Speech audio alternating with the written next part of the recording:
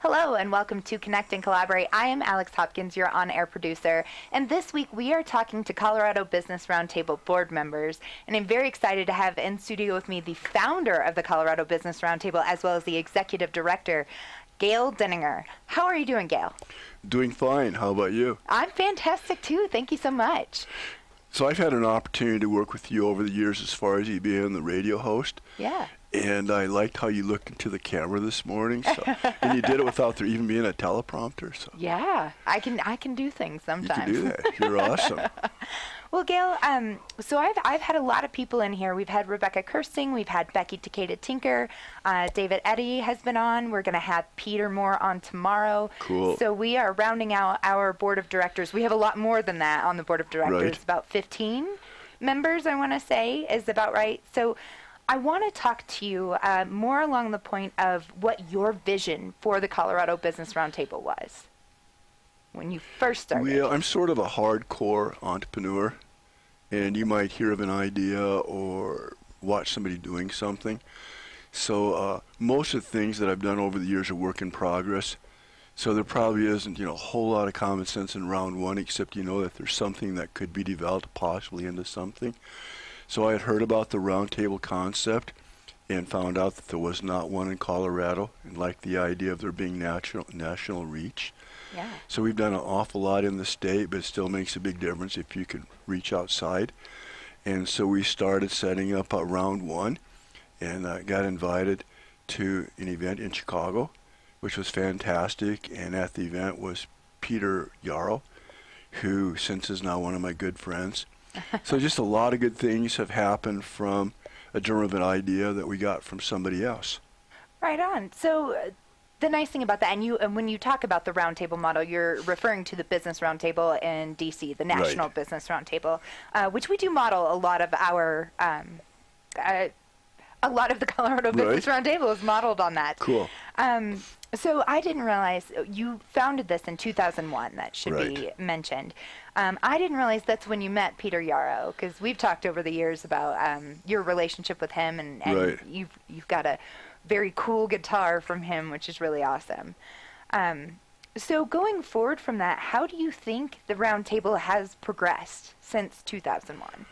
I think that over time, then, us as a roundtable has gotten a lot more in step with what the rest of the roundtables are. So most of them are concentrated on public policy. Most of them actually are concentrated on public policy locally, in the state. Mm-hmm. And so not only with a little bit of work that I did in round one, but particularly with the work that Jeff Wasden has done, is that we're very well represented in the state, but we have the ability to go reach to Washington too. So that's another place where we've excelled. Absolutely. We'll talk a little bit about that. What would you say has been better for us, focusing locally or the national reach? Because we do have both. Right. What for you has been a personal goal that's been achieved? I don't know if it's better. We try to be part of the community. So, this is a family business, and so not only are there family members in our main business, but all the people that have been with us, and many people have been with us for more than 20 years. So, it's nice to be able to go take care of people.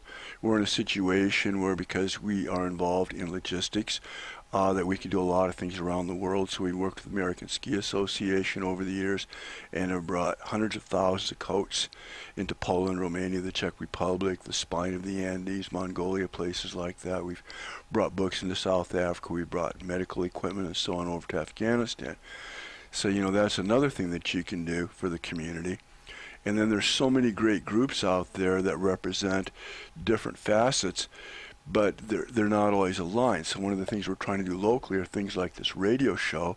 Can we get the message out there? Can we take something that's really important, help them sell it, move it? Can we go pile onto the work they're doing and get a little bit more critical mass? So that's been very successful. And then on a national level, it gets ever more interesting because there's huge, huge issues. And, when you have anybody trying to fight for something themselves, I don't care how many people there are, but if there's a way of adding more people, aligning more people, then you get more done. So our model, more than anything else, is that leaders reach, and results. And if you boil that down to something even simpler, let's get things done. Let's not just talk about it. Let's not fight. Let's not try to take somebody out. Let's not consider that somebody else is an enemy, just because they might have a faction, that represents yours. And we learned this from a model that the Japanese have, which is called the Soga Shosha. And it's really a trading company. So it was invented many years ago. I think about the time of Darwin, actually. They did design this after Darwin. So they looked at the different verticals that you have in the plant kingdom, in the animal kingdom, in the molds and fungus and whatever the case may be, and realized that those 7 different layers of plants and animals, general ones. And so, kingdom, phylum, genus, species, and so on. So that's what we've done, is taken something that's existed for a long time, the Japanese model, and their idea is to collaborate. You don't take the guy out just because in the same line of business. So if you look at the Japanese, they're on a rock that does not have a whole lot of resources out in the middle of the Pacific. And if you look at what they have been able to accomplish, it is absolutely incredible. And it's done based on connection and collaboration, which is the subtitle of this radio show. And we wish to acknowledge and thank the great people of Japan. Yes, I have seen the model that you're talking about, and it looks a bit like a spider web. Right. We've talked about that. And it's a really neat concept. It's a lot harder to put that into practice, but I definitely think that the Colorado Business Roundtable is on its way to getting there for sure. You mentioned that the leadership reach results and that we get things done. Every person that's been in here that's a board member has said that exact same thing.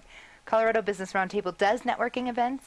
They do lots of other things surrounding that, but what we do is we get things done, right? We get the legislators and the business owners to their results that they need, right? I think people do just about anything.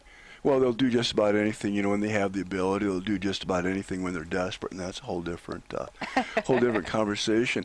But I think once people see that something is possible, and they can see the track to getting things accomplished, then it's very easy. It takes an awful lot of work in the first place to design an infrastructure and to gather the resources, things like the radio and different things that we have. But once you have those two things, then you can start getting a vision. So everything's almost like a game. So, you start out with a game board, a chess board, you've got pieces. So, most games are like that. Risk, you have a world map, and then you've got cannons, and I forget what else. Monopoly, you've got a board, and you've got money and hotels and stuff. So all games, in which I think politics and business and law, they're all pretty much the same. Here's your game, here's your board, here's your resources. Well, now you've got instructions. Mm-hmm. How do you practice law?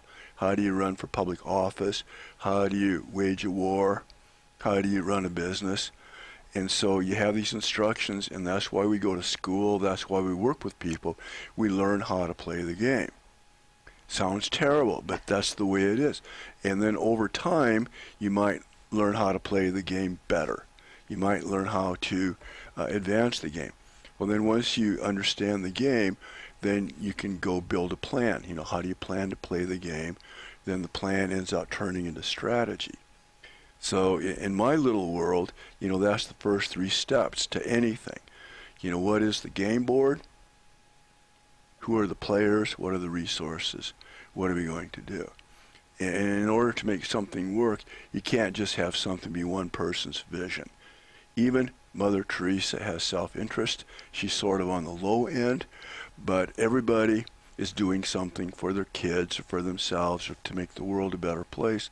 So you have to appeal to whatever helps these people. Mm-hmm. And then once they get past that, then you can start seeing the magic of, boy, that was fun. Boy, we can get so much more done. And there's a couple of us, we can get so much more done when we're aligned. And then once you start getting results, then like what's happening now at the round table is people notice, hey, this bunch fights above their weight. And I think that I would like to understand and maybe even like to help. Yeah. Was that the short answer? That was a perfect answer. Spot on. I'm just exhausted. Excuse me.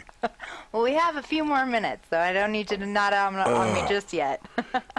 I want to switch gears just a little bit here, and you briefly mentioned it earlier. Focusing on public policy is one of the things that we're very, very good at. And I think that's really what gets most people excited to join the Business Roundtable. So do you want to talk a little bit about that and what kind of things that we've accomplished with public policy? What are we on right now? Well, actually, I'm sort of the entrepreneur of the bunch, and provide that part of it. That's why the partnership that we have working with Jeff works so well, because Jeff is almost pure public policy with the energy of somebody that can literally sleep about 2.5 hours a day.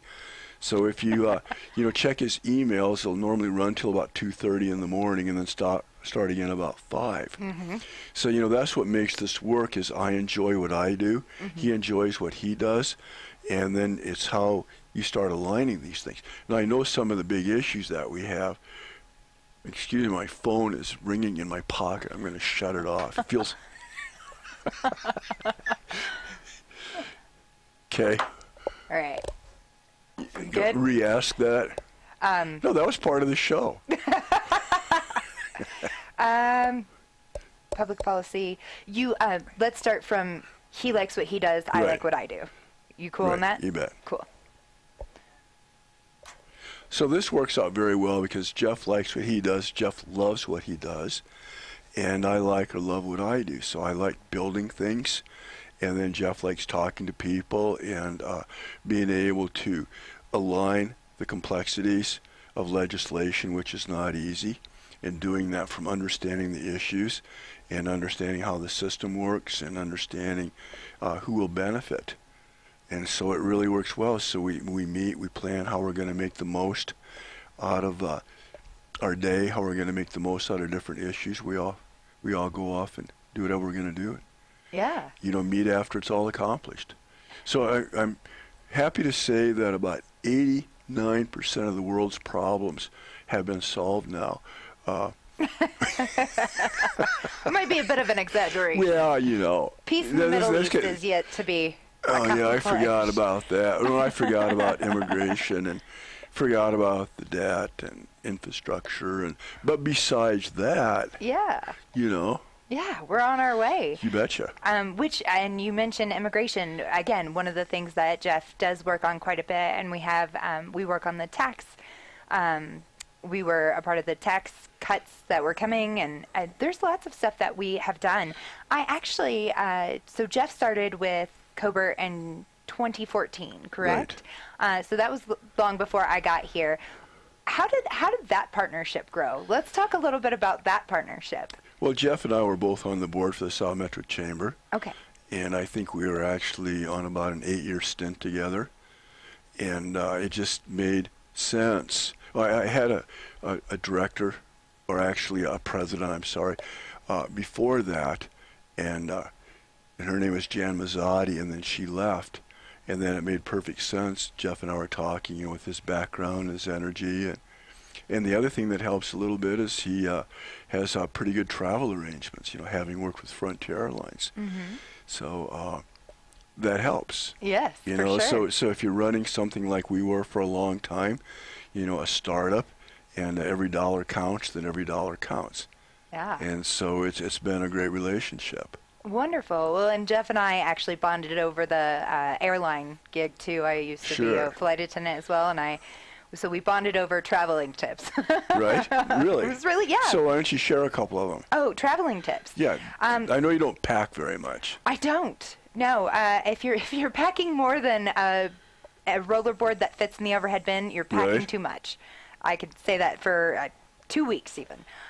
But my favorite tip, I would say, is to keep socks within your carry-on so that when you are going through TSA and you have to take your shoes off, you have socks right away to put on if you're wearing sandals or shoes that you're not wearing socks with already, so you're not touching the gross ground. My favorite. Is it really that bad? Yeah. Because it's everybody's bare feet, so every germ in the world? Yeah. Well, Absolutely. that's pleasant. Let's tell everybody about it, huh? Yes. Also, don't ever walk barefoot on a plane. I'm not going to say any more than that. But back to Colorado Business Roundtable and your vision with it. You talk a lot about wanting to be able to connect people, right? And get people on the right wavelengths. How do you feel where we're at versus where you would like to be? What are end goals for you? People always ask me what my goals are. Yeah. And I really don't have any. Interesting. Well, I think that if you make the most of each day, then things will happen, and then you're there to kind of fine-tune and give it direction. But over the years, I've had many budgets, and to give you an example, what I did with one company is I realized that my boss would double it, and then his boss would double it, sales projection, and his boss would double it. So I would go in the beginning of the year and take what I thought I could actually do and divide it by 8, and then take the brutal beating for projecting too low. And so I haven't ever seen a budget that was really correct. I think that all the different platitudes like mission statements and vision are pretty much just platitudes. So what do we have? We have what we can do today. So if you have an overall plan, then that might help you a little bit, but how are you going to make the most of today? And I think that in watching you plan really, really, really heavily. Yeah. So I can ask you the same thing. What do you want to see a year from now, 5 years from now? Do you know? If you're asking personally, I'm not going to go there. But but as far as the Colorado Business Roundtable, at least in the next year, I'd like to see continuing our work on public policy, getting our name more nationally recognized would be ideal. I know that the National Business Roundtable, Jeff, has a very good relationship with the CEO of the Business Roundtable there. And so I would just like to see us be a household name in the next 5 years. I think that's good. Yeah. Maybe I should have goals, huh? It's kind of nice. At the very least, you get the nice feeling of crossing it off once you've done it. Yeah, but those are long ones. Well, yeah, I know. But actually, funnily enough, I found a notebook the other day that I had from college. Okay. And in the very back of it, I had written down some lifelong goals. And you've met some of them? I got to mark off like 5 of them. It was really exciting. Can you share 1 or 2 of them? Certainly. One of the... I had a list of countries that I wanted to travel to, Right. and when I created that list, I wasn't a flight attendant. It wasn't even on my radar as a career path for me. So I got to mark off a lot of those. And then this is a silly one, but I put on there wear a red dress and red shoes, and I did that for my 30th birthday. And didn't know it? Didn't know it. Didn't know I'd even put it on there. So do you suppose there's some sort of magic? There's something subliminal, subconscious? I like to think that when you put manifestations out into the universe that... I'm from Nebraska. I'm not familiar with this word manifestation. So I visualizing. And Nebraskans know those words. I have family Well, there. not all of them. It's true. There's some of them, that Yes. don't have the opportunities of this. Where are you from? Kentucky. Like snooty people from Kentucky. Yes, we're all very snooty. It's nice to have some goals there. So you're obviously a very successful businessman, right? On some days. On some right. days. You usually tell about 10 o'clock in the morning. Yeah, so I do find it very odd that you don't have some goals out there, or maybe you don't want to share them, and that's certainly fine. I don't want to pull that out of you, but I find that to be a unique way to go about your daily business, and obviously it's worked for you. Maybe I'm fooling myself. Oh, I don't think so. Your success speaks for itself. I have to think about that. I mean, I guess I have a bucket list. I guess a bucket list. Okay. That would be goals, wouldn't it? Those are definitely goals. So I took one that was 1,000 to start out with. And I've changed a few of them. Yeah. And that's how far I got. My guess is I still have, 998, 997 left to do. And I am running out of time. Oh, no. I think you'll live forever. Well, I think we all think we're going to live forever until you go, oh, my God, you know, I'm not going to live forever. Why did this happen to somebody as nice as me? Mortality is real. So I want to mention here that you do have a business that you own that's several companies, right? And what would be your best piece of advice to give somebody that is having startup issues? Well, I think that if you have a dream, try it. Yeah. It's going to be way, way, way harder than you ever thought it was. The mortality rate in startups is about 95% over 10 years. Maybe you won't make it the first time. Learn a little bit, try it again, try it again. I think that there's three things that define success. One is if you can be born of rich parents, that really, really helps. Yes. You know, I mean, most of us don't have that, but that's nice.